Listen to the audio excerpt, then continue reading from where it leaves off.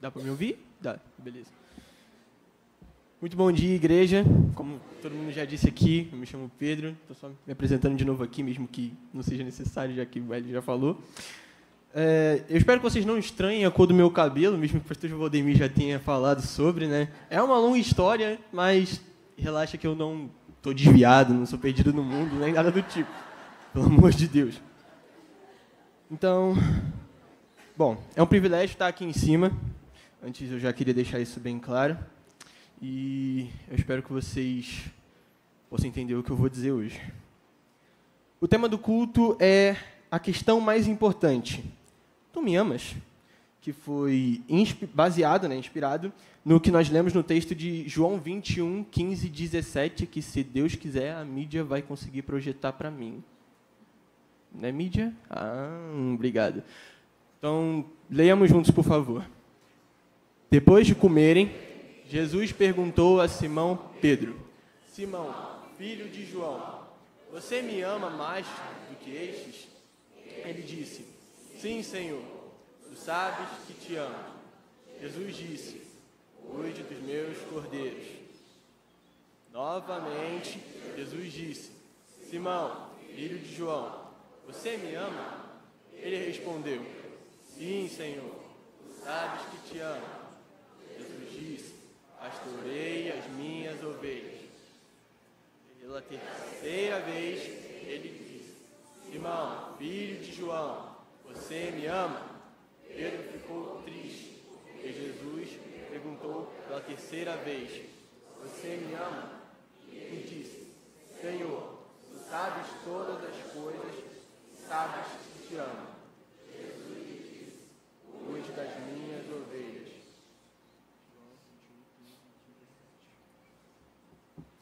Bom, a primeira coisa que me chama mais atenção nesse texto é que, se a gente se apegar somente a ele, a gente tem uma coisa meio rasa. Na maioria das vezes, quando a gente lê uma passagem bíblica, a gente precisa se apegar também a outras passagens para poder tentar entender o contexto, tentar entender por completo o significado do que aquele texto quer dizer. Com base nisso, tem algumas questões que eu quero levantar. E uma delas é até que bem pertinente. O que é amar, para começo de conversa, para poder a gente conseguir ter um ponto de partida de o que Pedro quis dizer quando ele dizia que amava Jesus, exatamente.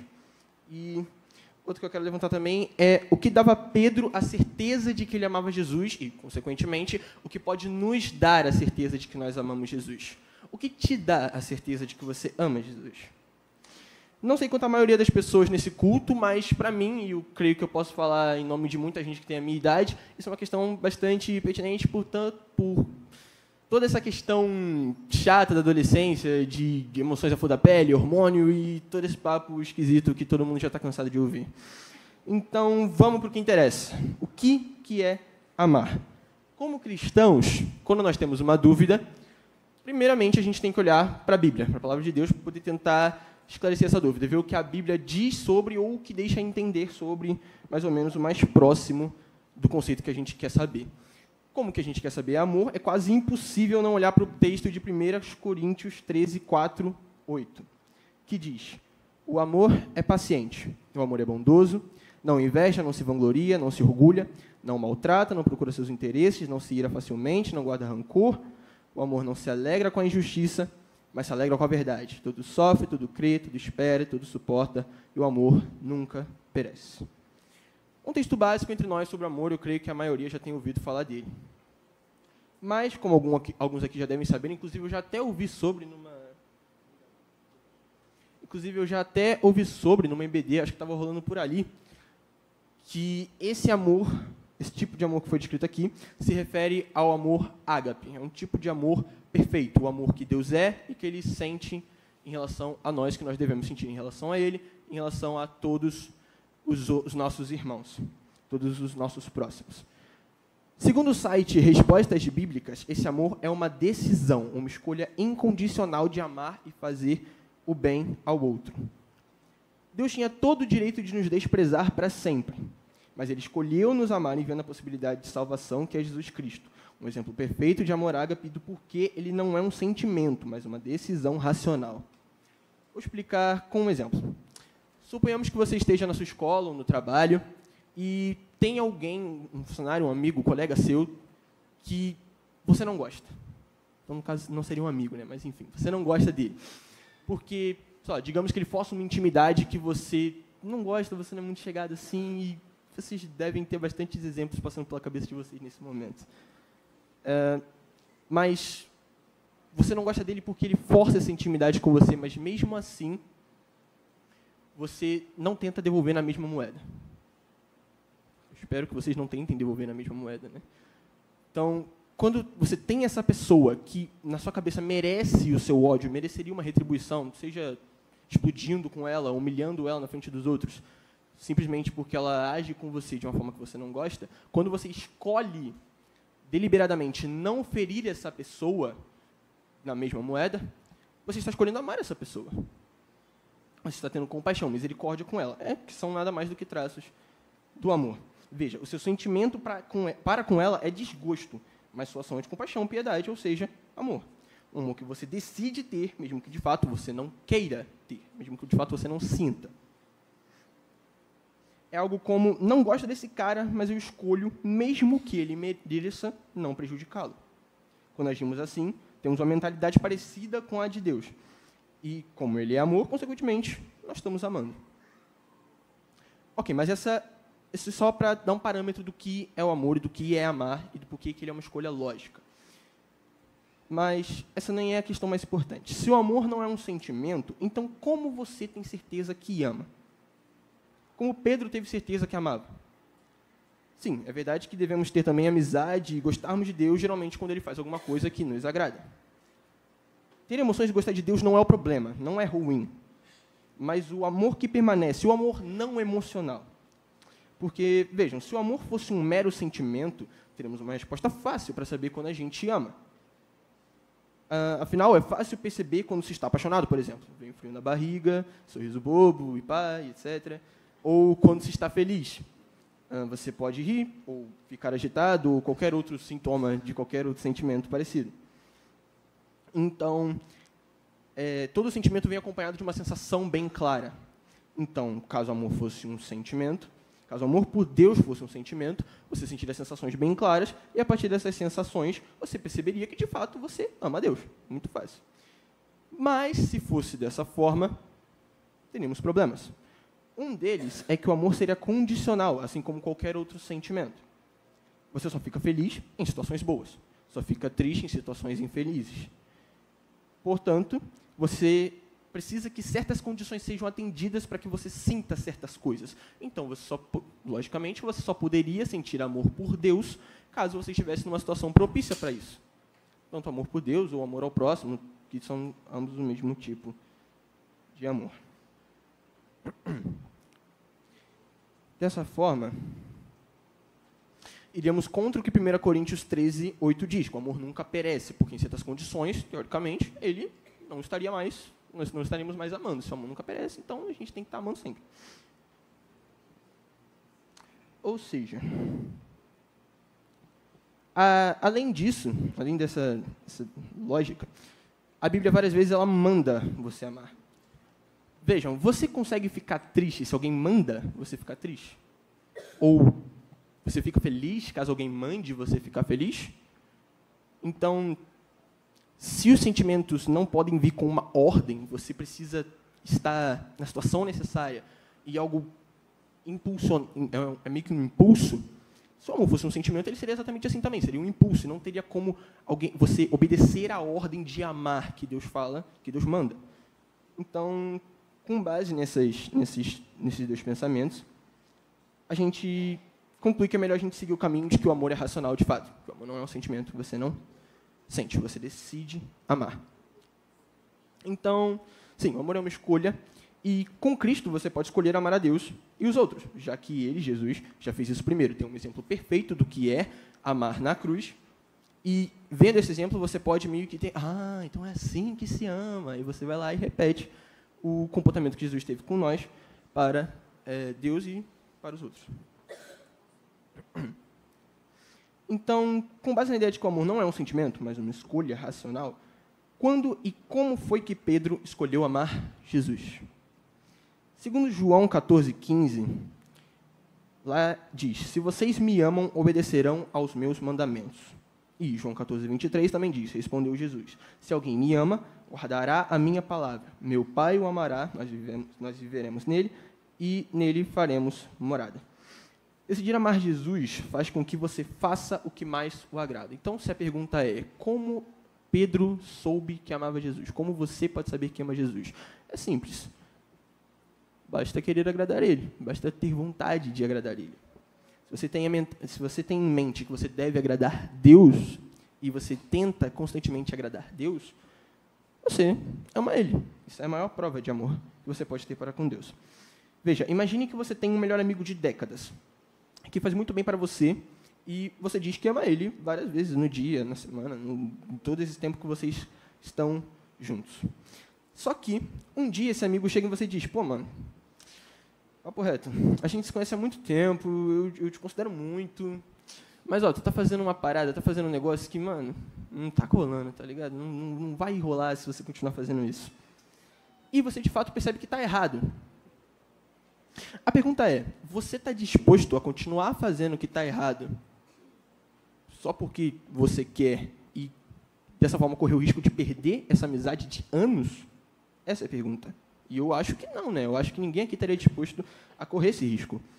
E essa é a mesma lógica para a nossa relação com Jesus. Existem certas coisas que desagradam Jesus e, se ele é, de fato, seu amigo, você vai querer preservar essa amizade deixando de fazer essas coisas, seja seguindo a Bíblia ou parando de pecar. E, sinceramente, não importa o sentimento envolvido nessa decisão. Você decide, ok, eu sou amigo de Jesus, portanto, eu vou parar de fazer certas coisas, ou vou começar a fazer certas coisas. E não importa o que você sente quando você toma essa decisão. O que importa é o ato, o que importa é você ir lá e fazer. Demonstramos para Jesus e para os outros e para nós mesmos que amamos o Mestre quando deixamos de fazer certas coisas, quaisquer que sejam, como abandonar o pecado e obedecer a Bíblia para agradá-lo. Então, estamos dispostos a parar ou não? Pararemos ou não de desagradar o Mestre, deixando de demonstrar que o amamos? Cabe uma autoavaliação sincera, inclusive para mim também, para todos nós. Portanto, sabemos que estamos amando quando olhamos para nós sinceramente e concluímos, ok, estou fazendo o meu máximo para agradar Jesus. Mas aí nós podemos nos perguntar, mas meu Deus, e se eu deixar de me preocupar com isso? E se eu deixar de me preocupar em agradar Jesus?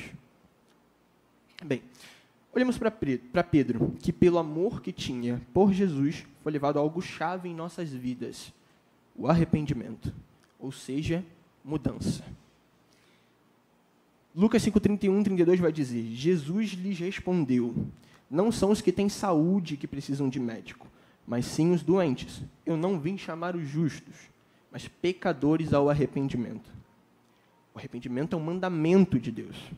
Logo, se só ama a Deus quem o obedece, com o arrependimento de Pedro, ele seguiu provando que amava Jesus, porque ele escolhia se arrepender, era ele escolhendo obedecer.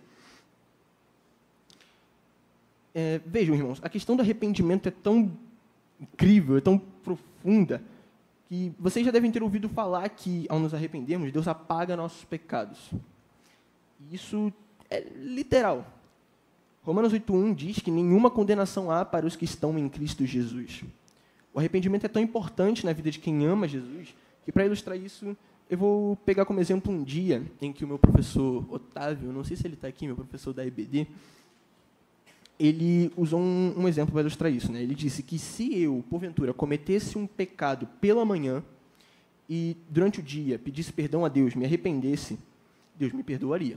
Certo? Aqui, todos concordam. E que, se à noite eu falasse que estava triste pelo pecado cometido pela manhã, Deus olharia para mim e diria, ué, que pecado que você cometeu? É quase como se, literalmente, entre aspas, porque Deus é onisciente, ele não vai esquecer de nada, mas é como se ele, de fato, esquecesse que você pecou, caso você se arrependa e peça perdão pelos seus pecados. Sendo assim, depois de Jesus ressuscitar, reencontrar Pedro e questionar sobre o seu amor, Pedro reafirma que amava Jesus. Ele estava disposto a recomeçar por causa desse amor. Ele lutaria mais contra as coisas que entristecem a Deus. Tendo assim sua negação perdoada, e sendo assim para Jesus, é como se Pedro nunca tivesse negado. ele, de certa forma, esqueceu. Mas, tá, só que calma. Retomemos um pouco do que já foi dito. Se demonstrar amor por Jesus é fazer tudo o que o agrada, bom, Pedro deixou tudo para seguir Jesus, então ele o amava. Eu acho que essa é a conclusão mais lógica a que a gente pode chegar. Mas Pedro negou Jesus 3 vezes. Isso, obviamente, não agradou Jesus. Então, Pedro não estava amando ele nesse momento? Mas se o amor não pode acabar, como diz 1 Coríntios, então Pedro nunca amou e Pedro só começou a amar de fato quando ele reafirmou 3 vezes, isso ia ficar um pouco complicado. Então, vejam, só quem tem amor perfeito é Deus. Nós que somos meros mortais só tentamos, e devemos sempre continuar tentando, chegar o mais perto possível desse amor. Mas a gente nunca vai amar como ele ama, não nessa terra, pelo menos. Nós não conseguimos amar como ele ama. Mesmo amando Deus, por exemplo, absolutamente incrível de amor que ele deu na cruz para que nós imitemos, nós ainda pecamos. E o que eu quero dizer com isso é que quem ama falha. Quem ama pode até pecar por descuido, mas nunca vai se conformar com isso, como Pedro não se conformou. Vai se arrepender sempre, porque o arrependimento está incluso no amor. Se o arrependimento não existe, então o amor também nunca existiu. A Bíblia diz que se pecarmos, nos arrependermos e confessarmos, ele é fiel e justo para nos perdoar, conforme 1 João 1,9. Então, não se culpe por pecar. Se arrependa e mude. A ordem é clara. Apenas ame, ame e ame mais. Se arrependa e se esforce para obedecer. O amor de Pedro entristeceu pelo seu erro. Sua tristeza, segundo Deus, produziu arrependimento, conforme é dito em 2 Coríntios. E arrependimento determinou a mudar. Sem Deus, a tristeza o levaria à morte, como foi com Judas, que eu acredito que alguns aqui conheçam a história. Então, respondendo à pergunta, basicamente, respondendo à pergunta inicial, nós podemos saber que amamos Deus quando obedecemos o que Ele manda. E até quando não obedecemos, podemos continuar obedecendo quando nos arrependemos. Pode ser confuso, mas eu espero que vocês tenham conseguido entender. Nós amamos, então obedecemos. Mas não obedecer não é deixar de amar, porque você pode se arrepender e continuar amando. Porque se arrepender também é obedecer Jesus. Se você obedece, então você ama. E assim vai. Meio que você só deixa de amar se você se recusar a se arrepender. Aí o negócio fica feio, aí é complicado. Então, obedecer e se esforçar nisso. Isso é amar a Deus. E é isso que a gente precisa guardar de tudo isso que eu falei. Outra questão interessante até seria dizer como saber se eu me arrependi de verdade. Como saber se o arrependimento é sincero. Mas eu creio que a gente não vai ter tempo para falar disso, eu também não elaborei muito aqui, então fica para outra hora, se Deus quiser. Não estou dizendo aqui que eu vou voltar a estar aqui em cima e pregar, porque, convenhamos, é um pouco difícil, mas, se Deus quiser, não vai ter nada que eu possa fazer. Então, deixa eu beber um pouco d'água aqui.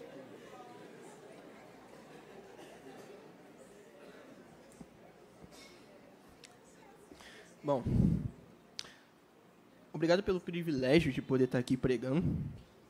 Eu espero que eu tenha dito tudo que Deus quis que eu dissesse, né? Tudo que Deus queria que eu dissesse. E que, sinceramente, o meu desejo, nesse momento, e durante a minha vida inteira, na verdade, é que a gente consiga aplicar e viver tudo que eu disse. Porque subir aqui e falar é fácil, né? Difícil, convenhamos, é fazer. Então, todos nós, e isso inclui eu, a gente consiga, de fato, amar Jesus nos moldes que a Bíblia diz o que é amar Jesus, né? E espero que vocês queiram muito fazer isso. Espero que vocês estejam realmente determinados a amar Jesus, assim como eu quero sempre estar também. Então, que Deus nos ajude a amar Ele. E amém.